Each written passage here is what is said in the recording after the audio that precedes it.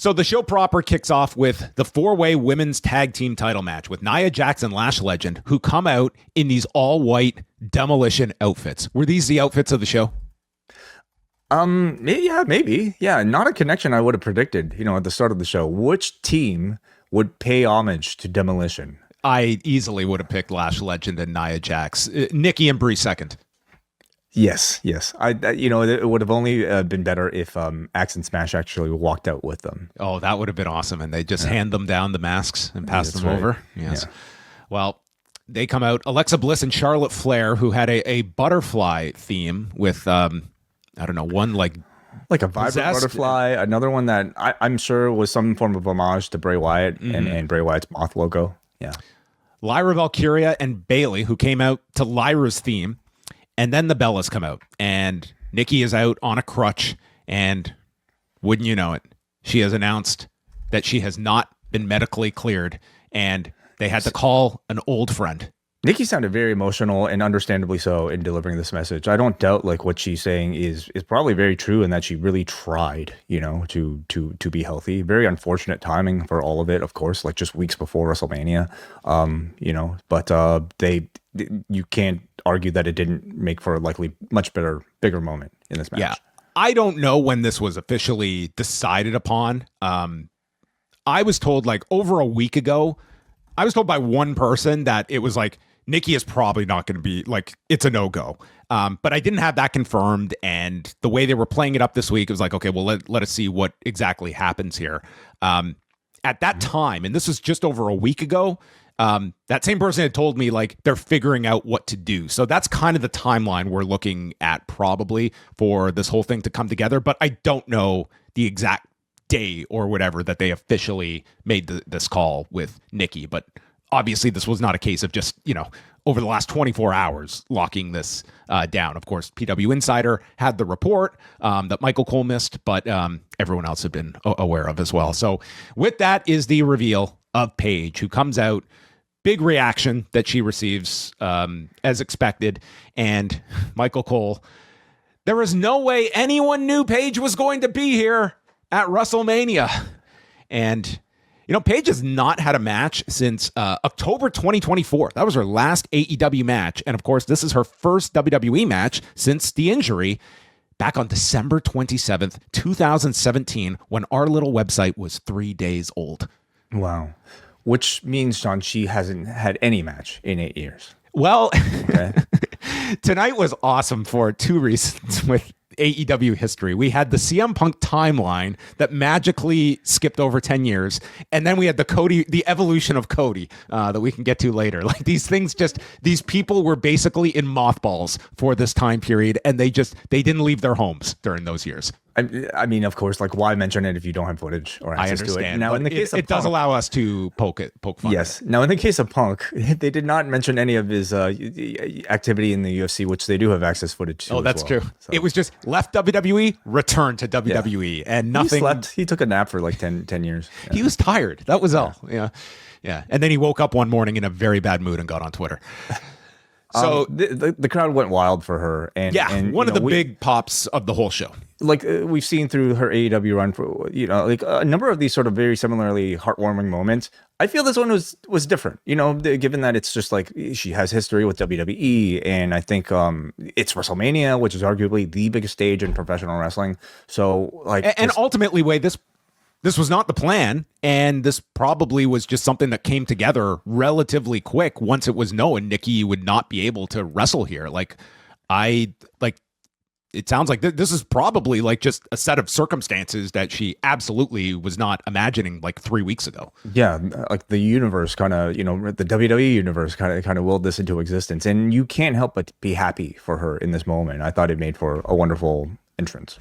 Yeah, and I mean, I do not know what the original plan was for this match, but it did kind of feel yes, Bayley got on the show this year, but it really felt like this was she was the big story to win this. And once this arrival happened, I was well, there's no way they are beating Paige here on this show. It only makes sense that they went with the finish that they did.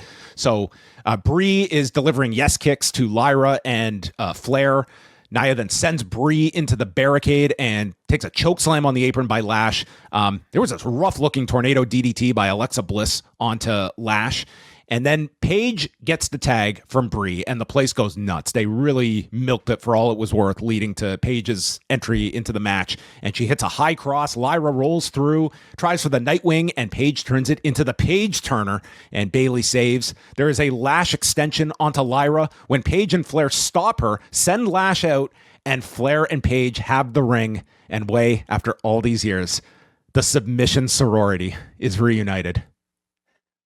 Oh, I know them as Team PCB, all right? But yes, yeah, going by the OG name, which only lasted for about a week. So we shall see if we get a full reunion coming up.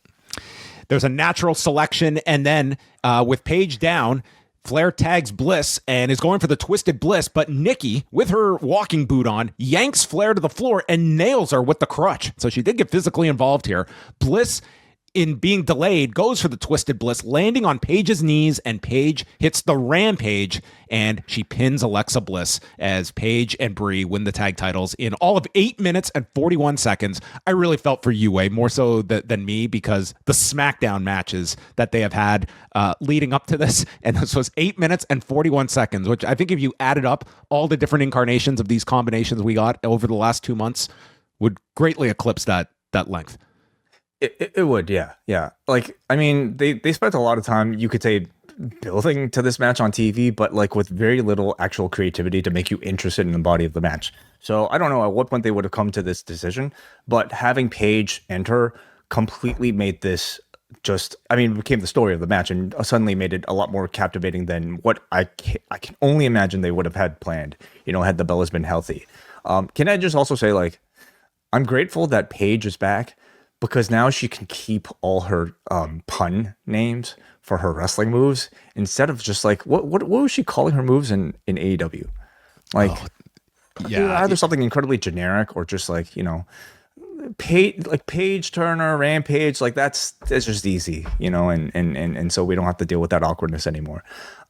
I got emotional watching this stuff, John. Like, I mean, the body of the match was it wasn't so great, but like, from the moment Paige came in there, I think like this crowd was completely like on a different level, and they were engaged. And I think like in particular the moment where like Paige shared in the ring with Charlotte, and the crowd recognized this as like a meeting between, like at this point, two pioneers of this particular era of like women's wrestling. I feel like it was like you felt for the both of them, like the career of like a woman in wrestling traditionally has not really been all that long, especially like those in the WWE. And typically, if you're out, you are out for good. And that's certainly maybe what we would have considered for Saraya at one point. But to have like this sort of moment again for her, and for people like the Bellas to be able to like let them have this sort of spotlight one more time after, in Saraya's case, everything we know she's been through, I thought like there were some very real emotions here on this count of three for Saraya, and just having this moment actualized and lived through once again. And I thought it made for probably one of the more memorable moments of the entire weekend we'll be speaking about. Yeah, and I thought Paige looked absolutely fine in this match, like and the crowd was obviously with her. It was the right finish to go with. I mean, more so, like, you're right, this was really all focused on Paige. They got the desired reaction. I wouldn't say the match was like blow away or anything, but it gave you the match felt secondary, honestly, to me. But like, it was also an interesting look at like where Paige was at. And in AEW, I certainly felt like she was not of the standard that division was approaching.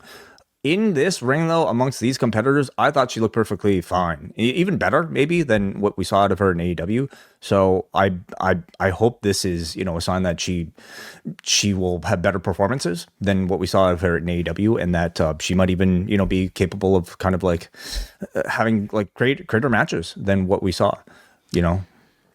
Two last things. Nikki Bella posted on social media that she could finally reveal that she fractured, tore, and sprained her ankle and had surgery 2 weeks ago. Okay. So they knew immediately she was out. Yeah, okay, well, there you go. They kept it a good secret. That is very consistent with, I think I had told you this, but like that was going around that she had the surgery. But again, I couldn't confirm that. But there you go. She's now disclosed that. So, wow, that's a terrible break. Like, and she did that running. You remember afterwards? yeah. So it was the SmackDown that she injured herself, and I think it was that Raw the Monday after that she came out. So I imagine it was. I don't know when what the exact date was, but I'm pretty sure it was like a Friday, and then the Monday she showed up for that run-in after the injury, I think. Okay. Wow. So there's your timeline. If she had the surgery 2 weeks ago, she's 100% not doing the show as of then. And obviously they wanted her to keep up the illusion of, this idea that she was battling it. But I mean, privately, I had heard that like 9 days ago, I was told like, this is not going to be happening, but we need to wait to see for sure. It is WrestleMania month at postwrestling.com. Wei Ting and John Pollock go live all WrestleMania week beginning Monday, April the 13th. Sign up for the Post Wrestling Cafe and you will get live shows all week long leading into our coverage that weekend of WrestleMania 42. This month, we're also bringing you reviews of Spring Break 2 from New Orleans in 2018 and a special Patrons Pick edition of Rewind Away. Sign up now at postwrestlingcafe.com, and this month, new subscribers get 50% off for the first month. Head on over to postwrestlingcafe.com.